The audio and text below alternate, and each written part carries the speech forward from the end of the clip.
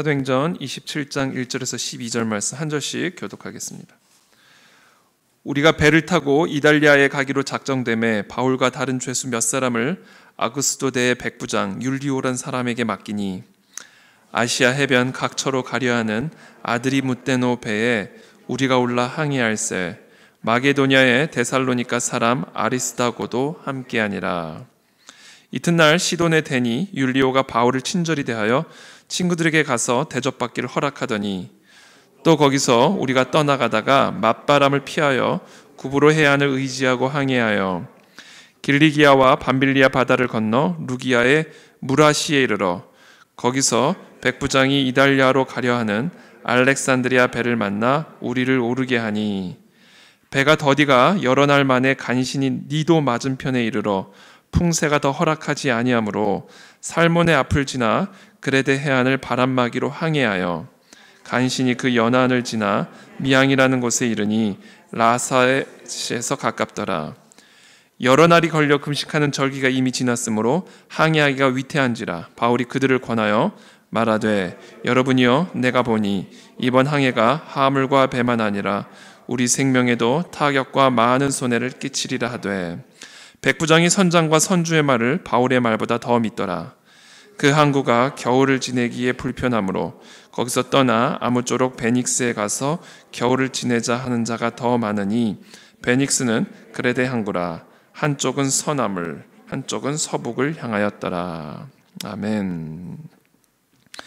사도 바울이 예루살렘 성전에서 들어가 있는 것을 본 유대인들이 이제 사도 바울을 공격을 하죠. 그래서 사도 바울을 고발을 합니다. 그래서 대제사장 아나니아가 벨릭스 총독 앞으로 끌고 가죠. 더둘로라고 하는 변호사를 대동하고 이 사도 바울을 전염병 같은 자, 이 사도 바울이 전하는 복음을 전염병, 이단의 가르침으로 정죄하면서 처벌해 줄 것을 기소하고 있는 내용을 저희가 지난주에 쭉 묵상을 했습니다. 그래서 이제 사도 바울은 자신이 아무런 무법을 행한 적이 없고 아무런 죄가 없음을 변호하면서 그리스도의 복음을 또 증거할 수 있는 기회로 삼죠. 사실 자기가 아무런 죄가 없다는 사실은 사도 바울 자신이 가장 잘 알죠. 그럼에도 불구하고 사도 바울은 자신을 변호할 뿐만 아니라 가이사에게 상소를 합니다. 로마 시민권자가 갖고 있는 그 특권 중에 하나가 가이사 앞에서, 시저 앞에서 자신을 변호할 수 있는, 상소할 수 있는 그런 권리가 있죠.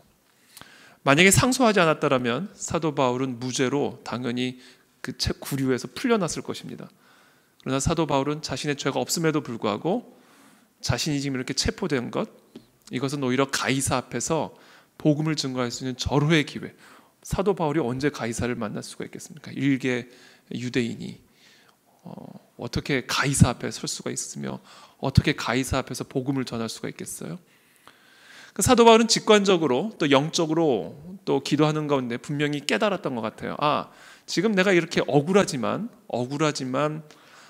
내가 이렇게 체포가 되었고 많은 공격을 받고 기소를 당하고 있고 구류되고 있는 이 이유는 하나님께서 오히려 나로 하여금 수많은 위정자들 앞에서 그리스도의 복음을 전할 뿐 아니라 특별히 나에게 주신 이방의 빛, 로마에 가서 가이사 앞에 서서 그리스도의 복음을 증거할 수 있는 그런 통로로 삼으신 것이구나라는 사실을 사도 바울이 영적인 직관으로 깨달았던 것 같아요. 이건 제 추론입니다. 그래서 지금 결국 사도 바울은 이탈리아로 가게 되는, 왜? 본인이 상소를 했기 때문에 가이사 앞에 서기 위해 로마로 가는 그런 여정을 시작을 했죠. 그래서 지금 어떻게 보면 겉으로 보면 사실은 체포가 되어서 재판을 받기 위해서 로마로 가는 어떻게 보면 죄수의 신분처럼 보이지만 그러나 영적인 관점에서 보면 사도 바울은 지금 가이사 앞에서 복음을 증거하기 위해서 가는 겁니다. 이게 영적인 관점이죠. 마귀는 지금 사도 바울의 이와 같은 여정을 어떤 관점으로 볼까? 죄수의 신분으로 끌려가고 있는, 어떻게 해서든지 이 무죄를 받아서 최종적으로 무죄 선고를 받아서 자유의 몸이 되고자 하는 사도 바울의 모습으로 생각을 할까? 아니면 이 영적인 의미에서 가이사 앞에서 복음을 전하는 그 여정으로 생각할까? 당연히 마귀는 가이사 앞에 로마라고 하는 세계의 중심 앞에서 그리스도의 복음을 증거하는 기회로 지금 가고 있음을, 말 그대로 전도 여행을 하고 있음을 마귀는 알고 있죠. 여러분, 파도 없는 항해가 있을 수 없듯이 마귀의 방해가 없는 하나님의 일은 없습니다. 여러분, 그걸 기억하셔야 됩니다. 겉으로는 이것이 지금 어떤 모양일지 모르지만 마귀는 알아요.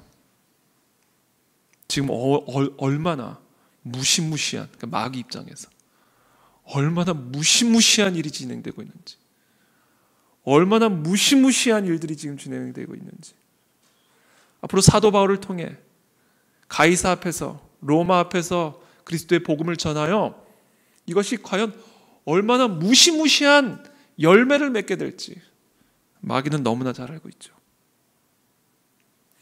파도 없는 항해가 없듯이 마귀의 방해가 없는 하나님의 일은 없습니다. 그 일이 아무리 작은 일이라 할지라도 하나님의 일은 반드시 마귀의 방해가 뒤따릅니다. 왜냐하면 하나님의 일에게 있어서 작은 일은 없기 때문에 그래요. 하나님의 일이 어떻게 작은 일이에요? 인간의 눈으로 보기에 그것이 아무리 작은 일처럼 보이지만 하나님의 일은 모두가 하나님의 일입니다.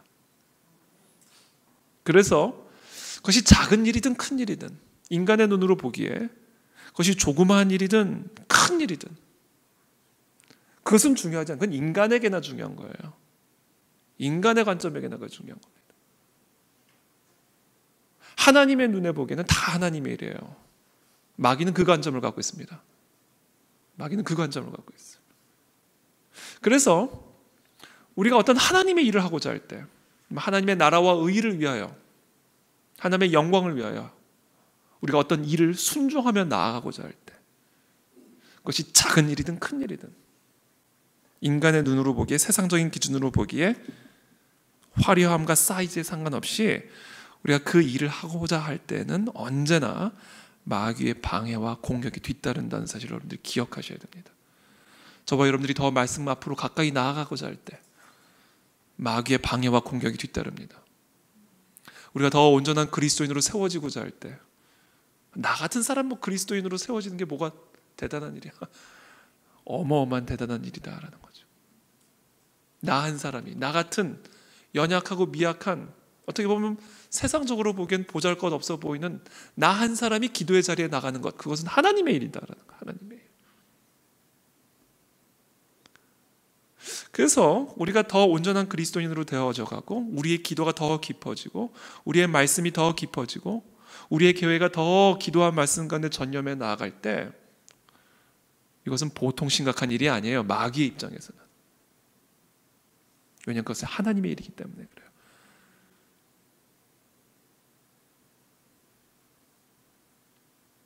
그래서 저와 여러분들이 하나님께서 우리를 위해서, 각자 여러분 개인의 삶에서도 마찬가지고, 교회적으로도 마찬가지고, 나라와 민족적으로도 마찬가지고, 우리를 위해서 예비하신, 하나님이 정하신 그 약속의 땅이라고 하는 곳으로 들어가기 위해서는요, 반드시 그 가나안 땅의 네피림과의 전쟁을 준비해야 하고 감당해야만 한다라는 거예요. 그래서 예수님은 베드로 전서를 통해서 우리에게 가르쳐 주십니다. 근신하라, 깨어라. 너희를 대적하는 마귀가 우는 사자같이 두루 다니며 삼킬 자를 찾나니 너희는 믿음을 굳건하게 하여 그를 대적하라. 이는 세상에 있는 너희 형제들도 동일한 고난을 당하는 줄을 알미라. 우리를 대적하는 존재가 있기 때문에 반드시 우리가 그를 대적하지 않으면 우리는 그 약속의 땅으로 들어갈 수 없다라는 거예요. 그래서 우리가 날마다 정한 시간에 모여서 기도하고 군대를 이루고 함께 합심하여 부르짖는 이 강력한 기도의 영이 우리 가운데 부어지지 않으면 우리 각자의 삶은 물론이고 우리의 공동체, 우리의 가정, 우리의 교회, 이 나라와 이 민족 가운데 하나님께서 일하고 계시고 예비하신 그 약속의 땅을 우리는 절대로 성취할 수 없고 들어갈 수 없다라는 거예요. 예수님조차 이 땅에서 하나님의 사명, 하나님이 주신 그 사명을 감당하기 위해서 끝없는 마귀의 공격과 방해를 경험하셔야만 했습니다. 예수님조차. 이게 이 땅의 현실이에요. 40일간의 광야 금식하는 가운데 마귀가 내버려 두지 않죠. 40일 광야 금식으로 끝난 줄 알았더니 성경에 보니까 잠시 물러갔다 이렇게 됐어요. 잠시. 다시 들러붙습니다. 귀신 들린 사람들을 통해 들러붙습니다. 멀쩡하게 생긴 바리새인들을 통해 들러붙습니다. 대제사장을 통해 들러붙습니다. 그렇게 믿었던 수제자 베드로를 통해 들러붙습니다. 나중에는 가룟 유다를 통해 들러붙죠. 그래서 결국 십자가에서 죽으시기까지, 결국 죽으셨어요. 십자가에서. 하나님의 아들을 죽였잖아요. 죄인의 모습으로, 죄인이라고 간주해가지고.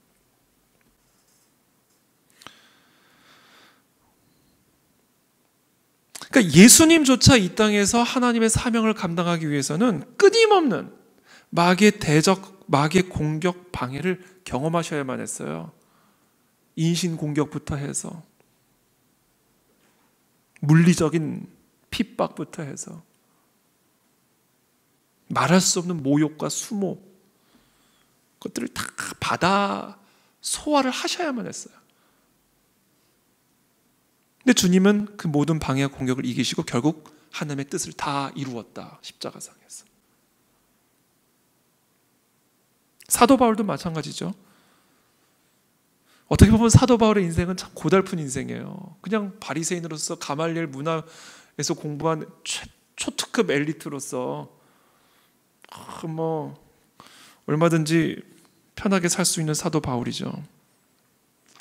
근데 예수님을 만나고 하나님의 사명을 받고 자신에게 주어진 삶의 목적과 이유, 그것은 바로 하나님의 나라와 의를 위한 것이라는 이 사명을 받으면서부터 그때부터 마귀가 들러붙기 시작하는 거죠. 마귀가 얼마나 사도 바울이 싫었겠어요. 사도 바울 없었으면요, 신약 성경에 상당수는 존재하지도 않았어요. 사도 바울만 없었으면 지금과 같은 서구 문명은 일어나지도 못했어요. 지금과 같은 기독교 문명은 탄생하지도 못했을 거예요. 사도 바울이 없었으면 여전히 우리는 이방인들로 사망의 저주와 그늘 아래 그대로 있었을 겁니다. 사단이 원했던 건 그 그림이에요. 그러니까 지금 사도 바울이 로마로 가는 이 여정이 마귀에게 보통 심각한 문제냐고요, 지금.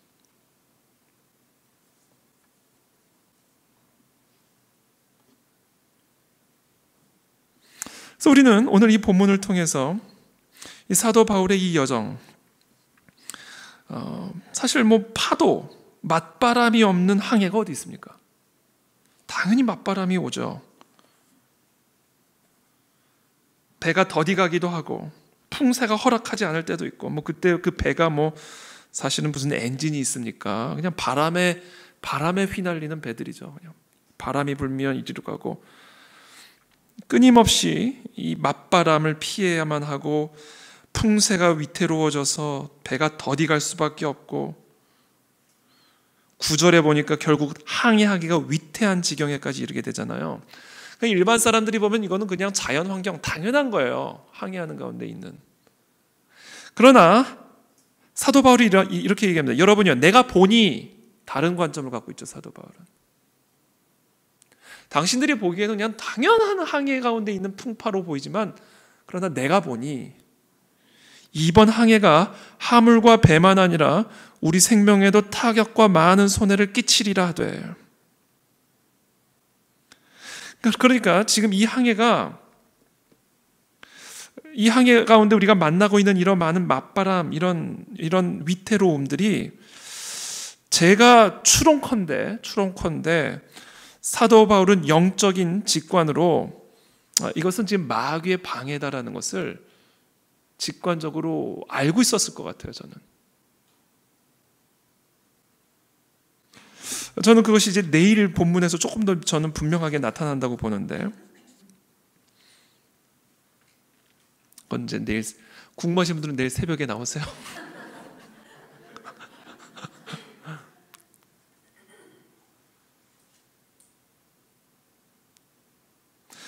이 백부장, 그러니까 선장과 선주의 말은 이제 이 사도 바울의 입장과는 다른 거죠.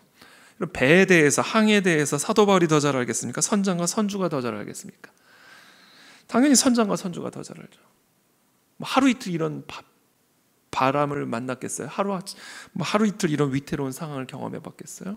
근데 사도 바울이 보기엔 이걸 보니 이거는 아니다. 이건 지금 공격이 있다. 공격이 있다.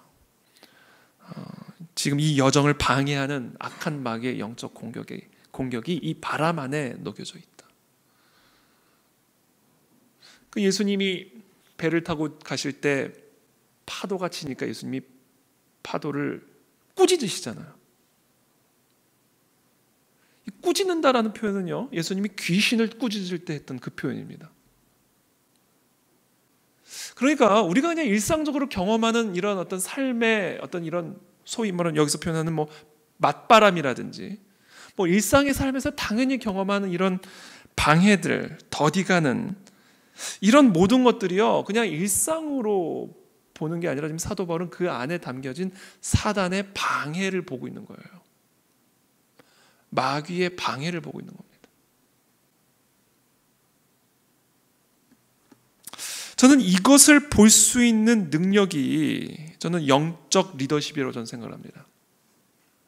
저와 여러분들의 삶 속에서 진정한 영적 리더십을 발휘하기 위해서는 첫 번째, 하나님의 약속의 땅을 들어가는 데 있어서는 반드시 마귀의 공격과 방해가 있다는 사실을 인지하실 수 있어야 되고, 그리고 그 과정 가운데 우리가 경험하는 여러 상황 속에서 마귀가 어떻게 우리를 방해하고 있고 공격할 수 있는지를 분별할 수 있는 영적인 통찰력이 있어야 된다. 그래야 그래도 아니면 stop, 아니면 wait, 이것들을 항해를 리드할 수가 있는 거예요.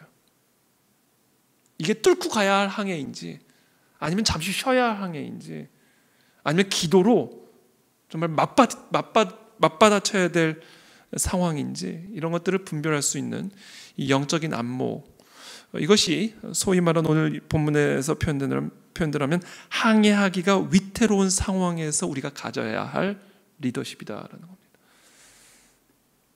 그래서 저는 오늘 이 시간 우리 모든 사랑하는 성도들의 삶에 이와 같은 영적인 리더십들이 세워지게 되기를 축복합니다. 영적인 안목이 열리게 되기를 축복합니다. 하나님의 뜻을 향해 나가는 과정에서 언제나 우리 뒤따르는 이런 악한 마귀의 영적 방해와 공격들을 분별하고 그것을 대적하며 끝까지 하나님의 뜻을 완수해 나갈 수 있는, 그 약속의 땅으로 이끌어갈 수 있고 들어갈 수 있는 이 영적 분별력과 안목, 이게 영적 리더십입니다. 이번에 우리가 수련회를 은혜 가운데 2박 3일 동안 잘 마쳤는데, 교회 수련회 사실 아무것도 아닌, 항상 하잖아요. 교회 수련회 어떻게 보면 그렇게 큰 일이 아니죠. 그러나 마귀가 보기에는 큰 일이었던 것 같아요. 마귀가 보기에 이게 보통 심각한 일이 아니었던 것 같아요.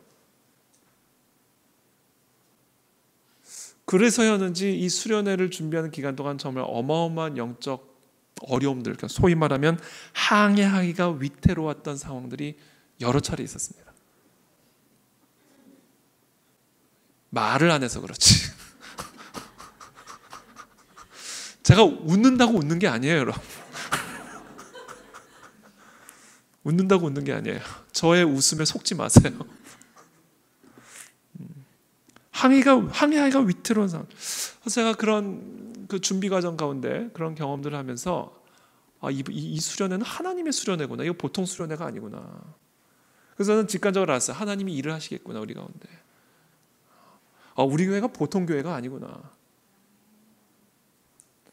이게 지금 우리가 지금 보통 일을 하고 있는 게 아니구나. 하나님의 일을 하고 있구나. 이 교회를 세우고 이 교회를 통해서 행하실 하나님의 일을 기대하며 우리가 함께 모여서 기도하고 말씀에 전념하는 지금 우리의 이 영적인 집중력들이 이게 지금 보통 심각한 일이 아니구나. 저는 그 사실을 사실은 깊이 깨달았습니다. 그러는데 이제 수련회를 딱 도착을 했는데, 버스에 딱 도착을 했는데, 도착하자마자 누가 저를 불러요. 딱 버스에서 내리자마자. 했더니 보건소에서 나왔다는 거예요.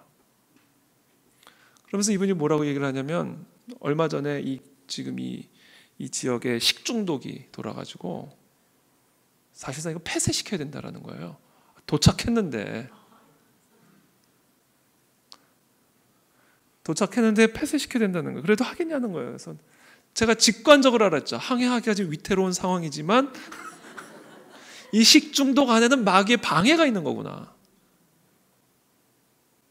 아니 왜 멀쩡한 수련회장인, 저는 제 평생을 교회 오빠로 살아왔지만 내 평생 수련회장 도착해서 수련회 폐쇄시켜야 된다는, 대한민국에서 그것도 처음 직관적으로 알았어요. 딱 그 자리에서 하나님이 참 대단한 일을 하시기를 원하시는구나 라는 생각을 깨달았고, 이 영적 공격들이 있구나 그러면서 위협하는 거예요. 식중독으로 30명이 식중독을 앓았고 그러면서 이거 책임지시겠냐는 거예요, 저보고.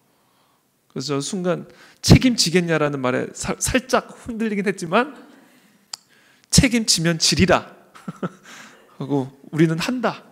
그리고 사실은 2박 3일의 일정이 시작이 된 겁니다.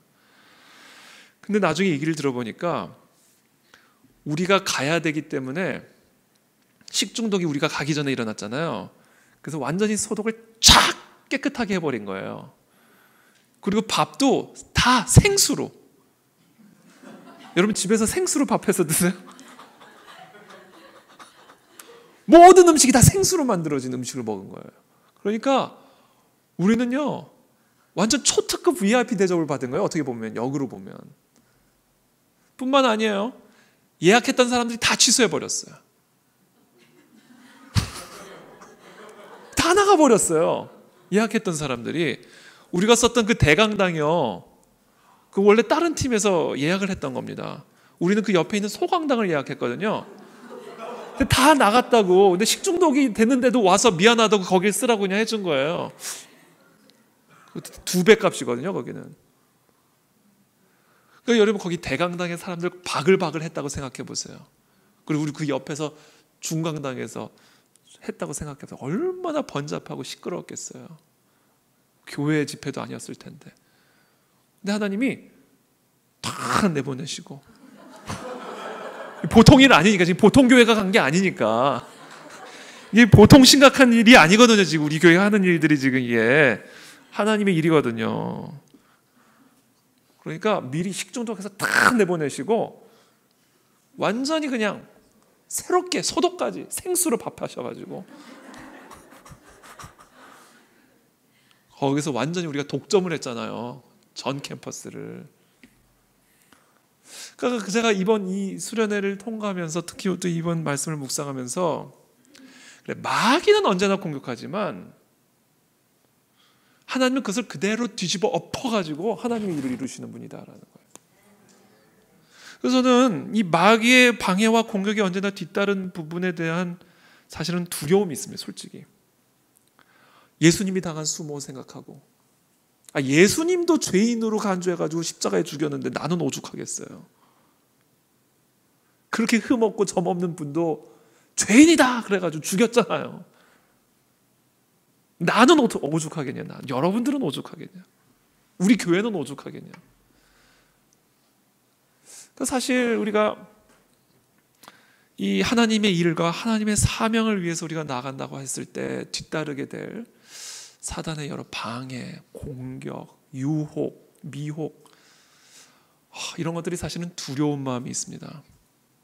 그런데 저는 이번 수련회를 통해서, 또 오늘 이 본문을 통해서 다시 한번 확인한 것은, 하나님의 일은 하나님이 책임지신다. 하나님의 사람은 하나님이 책임지신다.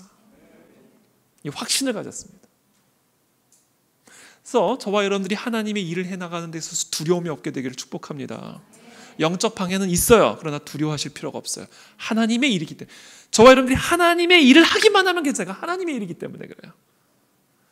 저와 여러분들이 하나님의 사람만 되면 괜찮아요. 하나님의 소유이기 때문에 마귀가 아무리 식중독을 일으켜도 하나님은 그것을 다 뒤집어 엎어서 오히려 더 선하게, 원수의 상 앞에서 기름을 부으시는 그 하나님을 우리는 경험하게 될 것이다.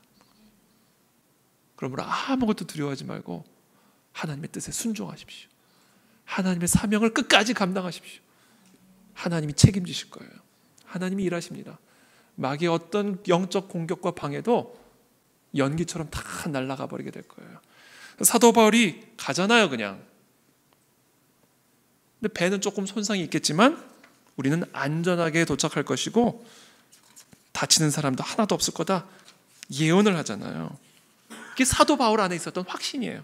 이게 내일 본문입니다. 본문. 내가 너희를 권하노니 이제는 안심하라. 너희 중 아무도 생명에는 아무런 손상이 없겠고 오직 배뿐이리라. 아무 걱정이 없는 거. 왠지 아세요? 하나님이 미리 말씀하셨거든요. 바울아 두려워하지 말라. 네가 가이사 앞에 서야 하겠고 또 하나님께서 너와 함께 항해하는 자를 다 네게 주셨다 하였으니. 왠지 아세요?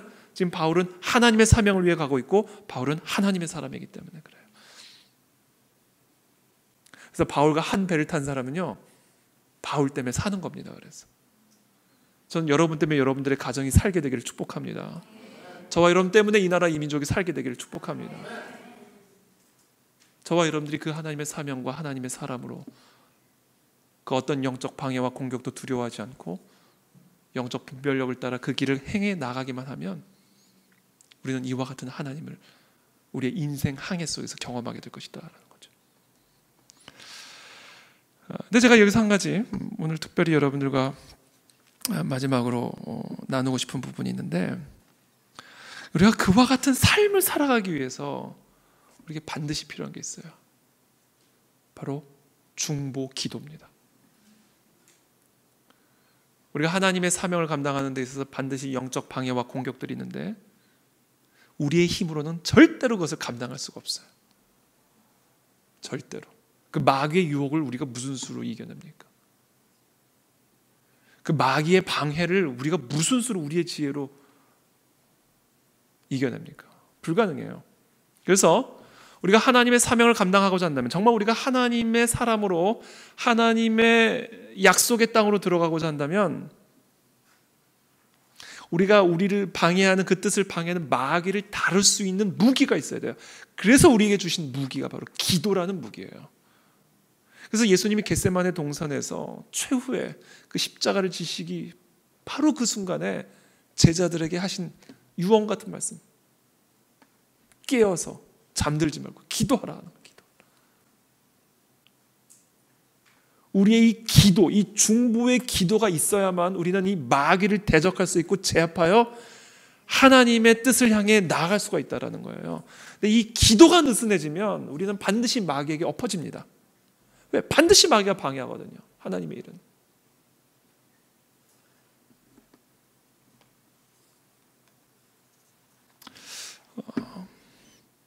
그래서 저와 여러분들이 우리의 교회를 통해 이 마지막 때에 사도 바울처럼 우리 교회를 통해 이 땅에 하나님의 놀라운 일들이 이루어지기 위해서는 우리 교회는요 기도하는 교회가 되어야 된다라는 겁니다. 여러분들의 삶에서 여러분들을 향한 하나님의 뜻이 성취되기 위해서는 여러분들이 기도하는 사람이 되어야 된다는 거예요. 그래야만 마귀를 대적할 수 있기 때문에 그래요. 저는 오늘 사도행전 12장 말씀을 여러분들하고 조금 잠깐만 살펴보기를 원하는데요.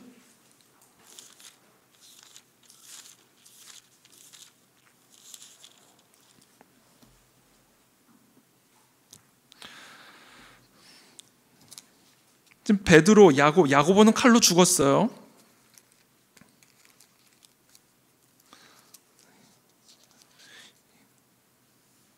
그리고는 3절에 보면 사도행전 12장 3절에 2절부터 죄송합니다. 1절부터 그때 헤롯 왕이 손을 들어 교회 중에서 몇 사람을 해하려 하여 교회 지도자를 치려고 한 거예요.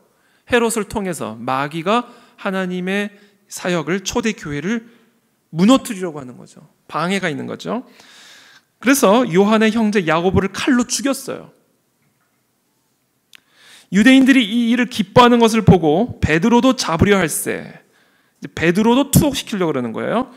4절에 잡음에 옥에 가두어 군인 내식인 네페에게 맡겨 지키고 6월절 후에 백성 앞에 끌어내고자 하더라. 이에 베드로는 옥에 갇혔고 교회는 그를 위하여 간절히 하나님께 기도하더라.